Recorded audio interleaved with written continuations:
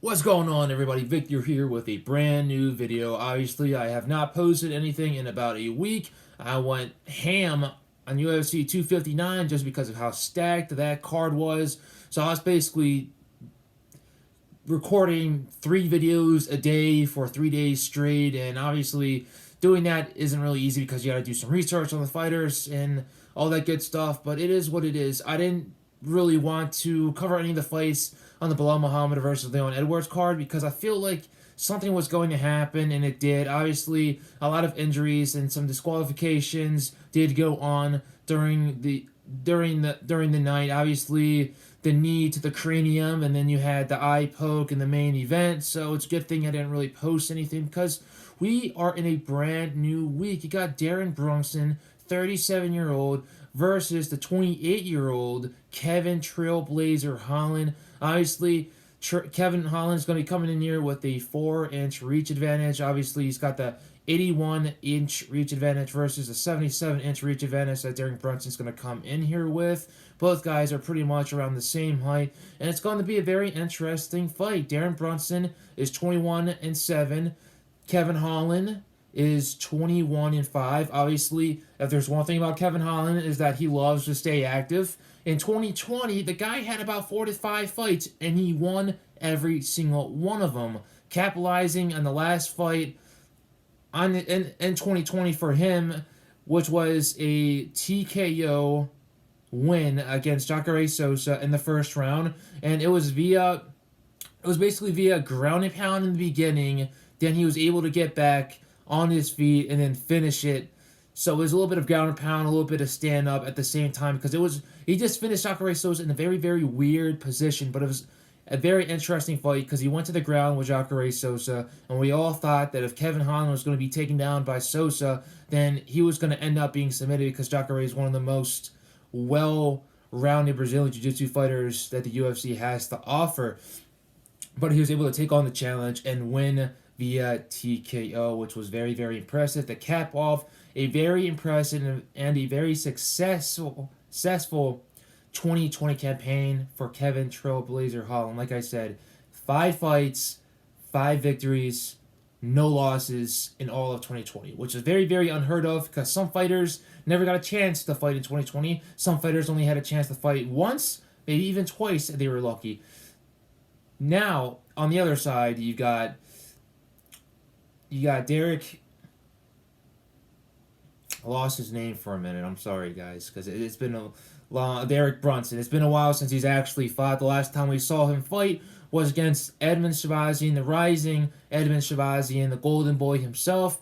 And Derek Brunson was taking a lot of hits. He was taking some heavy hits by Shabazian in that first round, but then he was able to take them all, absorb them all, and give it right back to him. And when he was able to pressure Shabazian and basically land some really good shots on him, Shabazian didn't really know what to do. He didn't know how to retaliate. He didn't know what to throw back because he had never been in that position before.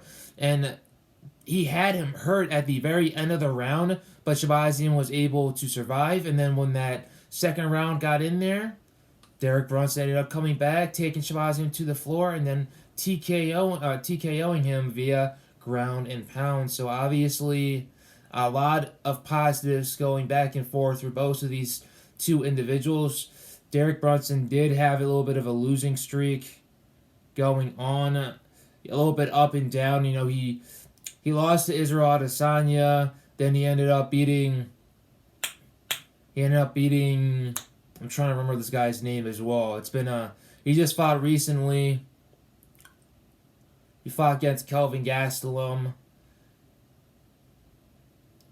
UFC, I believe it was UFC 258 was where he fought Kelvin Gastelum. Ian Heinisch. He ended up fighting Ian Heinisch. Sorry, I'm just drawing blanks in here, guys. He ended up fighting Ian Heinisch, and he won that as well. He did get rocked in the very first round. So obviously, Derek Brunson's been kind of up and down lately, but it is what it is because he's going to be coming in here as a number 7th ranked fighter facing the number 10th fighter in Kevin Holland. So this is 10 versus 7. It's going to be a very, very interesting fight. I really like this fight a lot because you got Derek Brunson who can throw some bombs and can get very, very sloppy at times, which is something that he has fixed lately. I do remember when he faced Bobby Knuckles, aka Robert Whitaker, in Australia.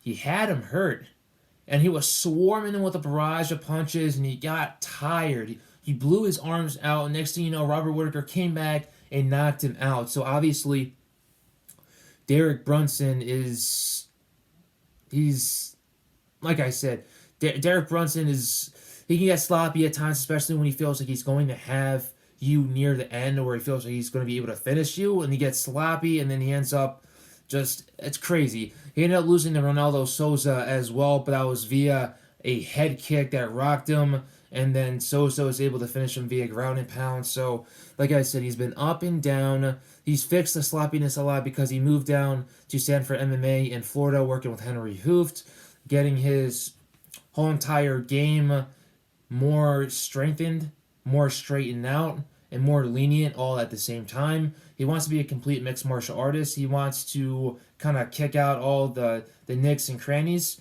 and he wants to be a champion. He's ranked number 7, so if he can be able to be the ranking number 10 guy, Kevin Holland, who's been on a hot streak, then he can be able to go fight someone in the top 5 very, very soon. Or he might get bounced a couple rankings back because Kevin Holland is the real deal. He's been killing all these guys lately, man. So obviously some of these opponents were barely recognizable because we had never really seen them before. And he was able to slice through them like a knife through butter and continue to keep on taking these fights on short notice and continue to make as much money as possible, even though that money, even though a lot of it does get taken away because of taxes. It is what it is. At the end of the day, Kevin Holland is a very well-rounded mixed martial artist. He's got the hands, he's got the Brazilian Jiu-Jitsu accolades, and he's a very well-rounded, all-around mixed martial artist. He can submit you, he can knock you out, and he can get you to become very, very uncomfortable during your fights.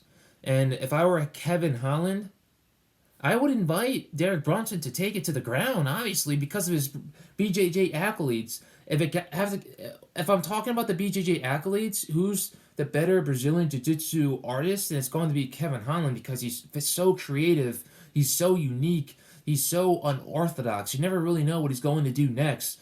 And then you've got Derek Brunson, where we all know that he loves the brawl. We all know that he likes to knock people out, but he's taking more of a cautious approach nowadays because of the camp switch, because of where he's at now, and the work that he's been getting with all these great mixed martial artists down in Florida.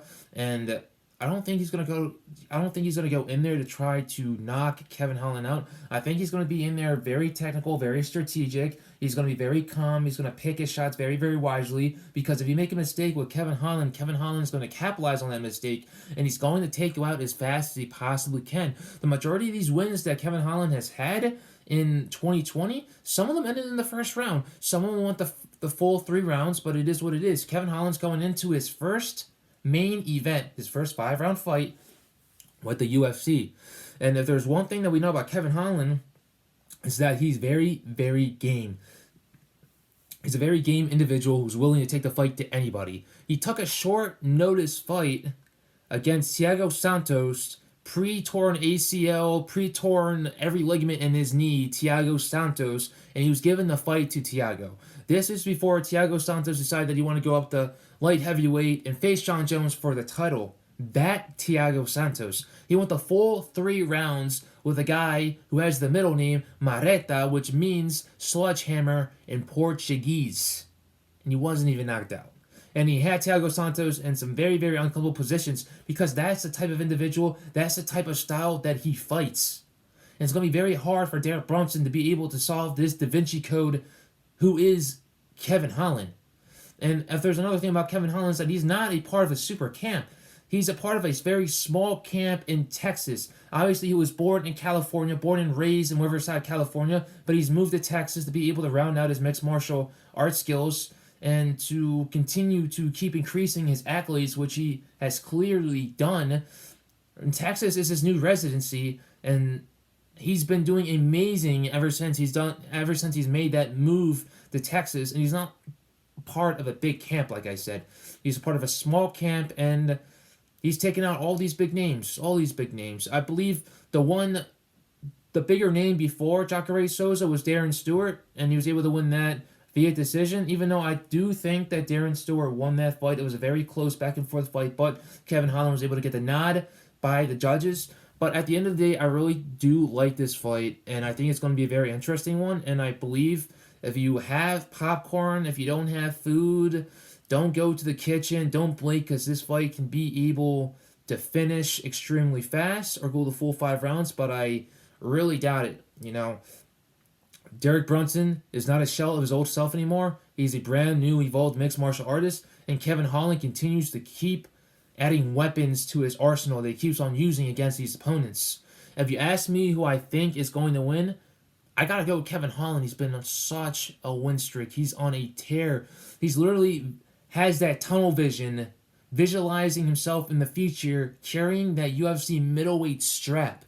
A fight against him and Israel Adesanya would be extremely interesting. I know you got what you guys are saying. This guy lost to Brendan Allen. He was submitted by Brandon Allen, who's not even ranked in the UFC. But it doesn't matter because he continues to evolve. He continues to get better as that ring time that he keeps on accumulating.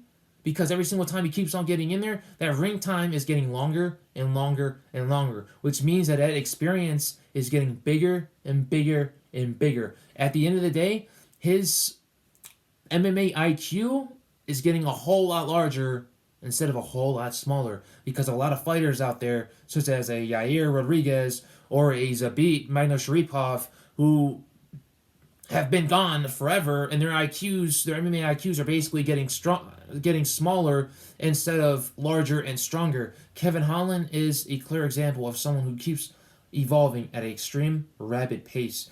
But at the end of the day, I gotta go with Kevin Holland. I think that he will be able to end this fight, but I believe it's going to be via submission. I don't think he's going to be able to knock out Derek Brunson.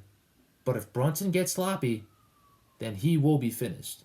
Appreciate you guys for watching this video. I'm sorry for a little bit of the sloppiness in this video. It's been a while since I made a video, but a whole week and a couple days because I didn't cover any of the fights during last week's fight week, but it is what it is. I'm going to continue to do a little bit more videos. There's a Gregor Gillespie versus the Brad Earthquake Riddell fight that I'm very, very interested as well. I'm going to talk about that. And then the Tai Tuivasa fight, I'll talk about that a little bit as well. And see if there's a couple of fights in the prelims to really pique my interest, talk about that as well. Appreciate you guys watching this video again. Stay blessed, stay safe. We're almost out of this pandemic. Fans will be back.